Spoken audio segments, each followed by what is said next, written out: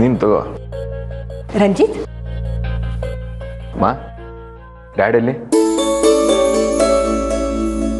ಎಲ್ಲಿ ಹೋಗಿದಾರೋ ಗೊತ್ತಿಲ್ಲ ಕಣೋ. ಅದನ್ನು ತಿಳ್ಕೊಳ್ಳೋ ಆಸಕ್ತಿನೂ ನನಗಿಲ್ಲ. ಅವ್ರು ಮತ್ತೆ ನಮ್ಮ ಜೀವನದಲ್ಲಿ ಬರದೇ ಇರಲಿ ಅಂತ ದೇವ್ರನ್ನ ಬೇಡ್ಕೊತಾ ಇದ್ದೀನಿ ನಾನು. ಯಾಕಂటే ಹೀಗೆಲ್ಲ ಮಾತಾಡ್ತಿದ್ದೀರಾ? ನಿನಗದೆಲ್ಲ ಗೊತ್ತಾಗೋದಿಲ್ಲಮ್ಮ ಸಾಕ್ಷಿ.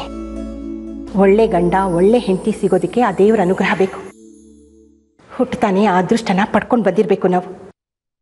ನಿಮ್ಮ ಅಪ್ಪ ಅಮ್ಮ ಆ ವಿಷಯದಲ್ಲಿ ತುಂಬ ಅದೃಷ್ಟ ಮಾಡಿದ್ದಾರೆ. ನಿಮ್ಮಿಬ್ಬರ ಜೋಡಿನೂ ಅವ್ರ ಥರನೇ ಇರಬೇಕು ಅನ್ನೋದೇ ನನ್ನ ಆಸೆ. ನೀವಿಬ್ಬರು ಮದುವೆ ಮಾಡಿಕೊಂಡು ಅನ್ಯೋನ್ಯವಾಗಿದ್ದರೆ ನನ್ನಷ್ಟು ಸಂತೋಷ ಪಡೋಳು ಯಾರೂ ಇರೋದಿಲ್ಲ ಈ ಪ್ರಪಂಚದಲ್ಲಿ. ರಂಜಿತ್, ನನಗಿಂತ ಹೆಚ್ಚಾಗಿ ಪ್ರೀತಿಸೋ ಈ ಸಾಕ್ಷಿ ನಿನಗೆ ಸಿಕ್ಕಿರೋವಾಗ ನೀ ತುಂಬ ಚೆನ್ನಾಗಿರ್ತೀಯ ಕಣೋ. ಆದಿ, ಇಲ್ಲೂ ಯಾವುದು ಚೆನ್ನಾಗಿಲ್ಲ ಕಣ. ಸರಿ, ಇನ್ನೊಂದ್ಸಲ ಯಾವಾಗಲಾದ್ರು ತಗೊಳ್ಳೋಣ ಬಾ.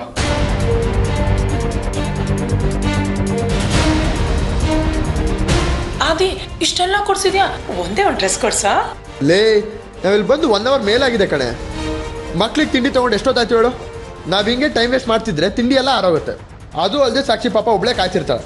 ನಡಿ ಓಡೋಣ, ಟೈಮ್ ಆಯ್ತು, ತುಂಬ ಟೈಮ್ ಆಯ್ತು, ಬಾ.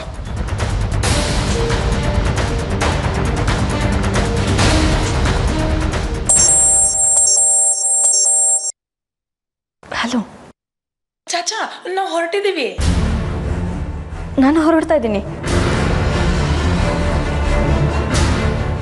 ರಂಜಿತ್, ನಾನು ಹೊರಡಬೇಕು. ಸಾಕ್ಷಿ,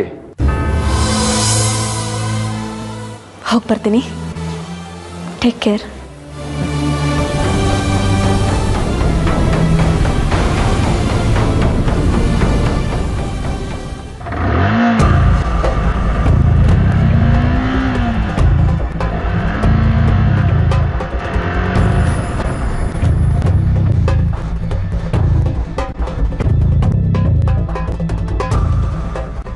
ಸಾಕ್ಷಿ, ಸಾಕ್ಷಿ, ಸಾಕ್ಷಿ,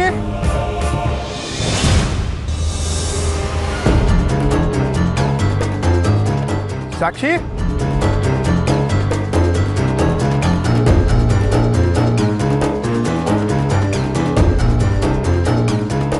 ಸಾಕ್ಷಿ,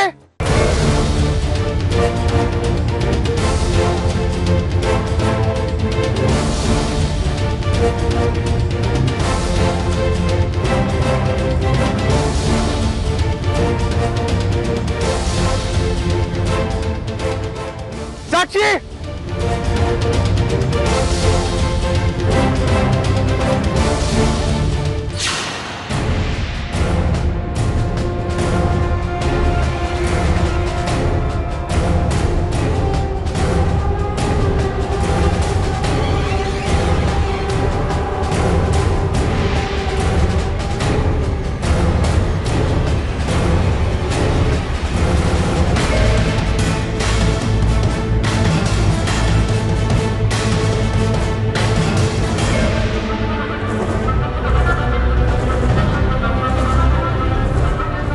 ಸಾಕ್ಷಿಯಲ್ಲಿ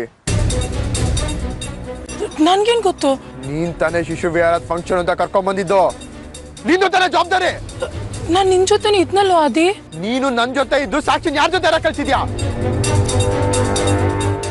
ಬಾಯ್ ಬಿಟ್ ಮಾತಾಡು, ಸುಮ್ನೆ ಇದ್ರೆ ಸರಿ ಇರಲ್ಲ. 7 ನಿರೋಷ ಸಾಕ್ಷಿಯಲ್ಲಿ